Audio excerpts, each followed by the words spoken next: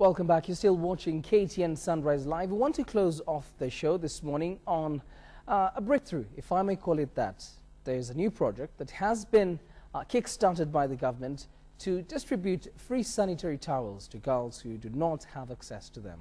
It's estimated there's over 2.7 million young girls across the country who do not have access to this really vital services, if I may call them.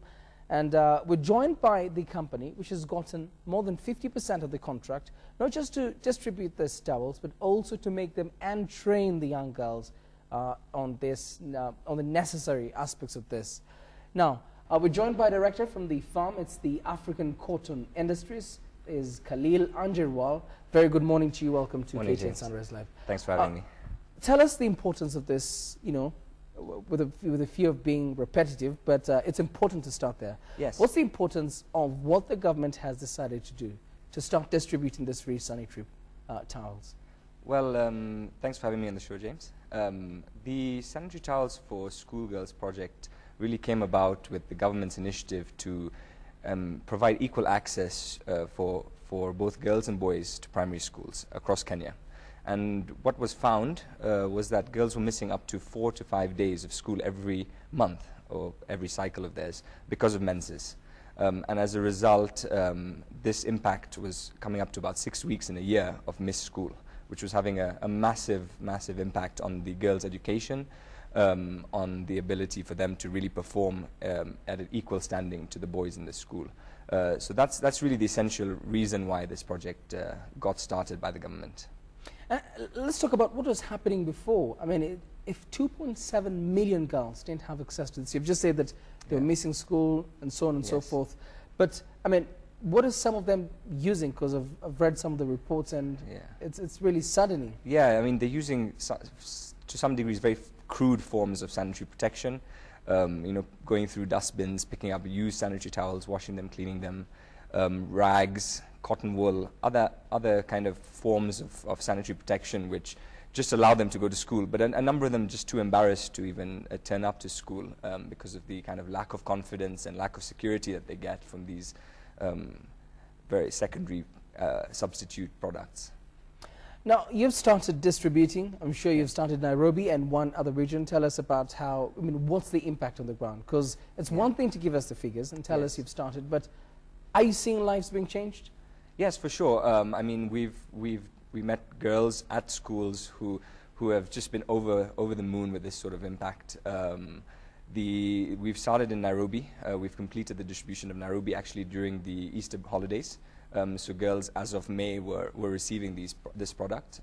We delivered to the coast last week, and there's been just a great sense of appreciation, of relief, of a kind of just that you know, this is a much needed project that's going to really change lives. Let's talk about sustainability, because it's one thing to introduce these girls who, some of them, as you've said, were ravaging through dustbins to look for this used sanitary pads, and you've now introduced them to this. Is this sustainable? What's the length of this project? Is it there to stay, or is it just a trial project? Well, the government have launched this as a pilot scheme. It's tackling 450,000 girls across Kenya based on poverty index reports. So it's going out to really the girls that have a serious need of this product. In terms of sustainability, I think the real key is for the government to pledge and to really show support and push this project not only for a year but ongoing. And in terms of return for the government, I mean, there are statistics that are showing that an average increase in 1 year of a girl's education grows the GDP of a country. So this has really long-term benefits for the government in terms of reaching education for all goals, Millennium Development Goals, but also just in terms of making us a more productive and a more educated country. I think these have long-term benefits. So in terms of sustainability, we hope that the government can show its support by pledging and by putting this allocation in the budget for years to come. But currently, what's the term of the project? So the project is for a year. We are supplying girls 9 packs of sanitary pads, which essentially allows them to go to school for a year. This includes, pamphlets and training.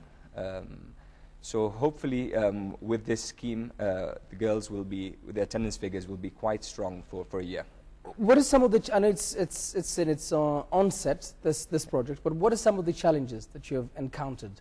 Because I've had allegations of some girls probably trying to resell this. Yeah. I mean, in terms of the training, what do you tell them that will help them not resell this or do any other thing that might otherwise sabotage the key goals of this project?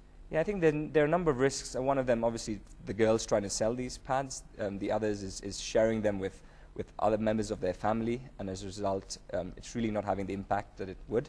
I think the key, what we've tried to identify, is that the teachers at the schools are very important in ensuring that this project really has an impact and is really delivering. As a result, we've partnered with the Girl Child Network in Kenya, who are the official trainees of this program, and we're doing a training of trainers program. So teachers are meeting at district education offices and then going out to their schools and training the girls. And what we're trying to ensure is that the girls are monitored, that their attendance records are kept very, very closely to the schools and the teachers, to make sure that they have no excuse now for missing school. Okay, fantastic. I know you've already said it, but we're just about to conclude. I want you to conclude with what you're saying, the long-term benefits of this project, how it changes the society and even the GDP of our country. Yes, I think it's immensely important to get us educated as Kenyans, and this is a big way in ensuring that young girls in primary schools across Kenya, I mean the figure is 2.7 million girls, get an equal footing and an equal opportunity to succeed and to attend school. Fantastic. Thank you very much. Khalil Anjarwalla, who's a director at African Cotton Industries, joining us this morning to tell us about this government project which hopes to reach eventually 2.7 million girls, having started with 450,000 girls across the country. That's it for KTN Sunrise Live for this morning. I'm James Karani. From me and the team, the very dedicated team, thank you very much for waking up to KTN. Do have yourself a fantastic day. And if you can, stay tuned to KTN.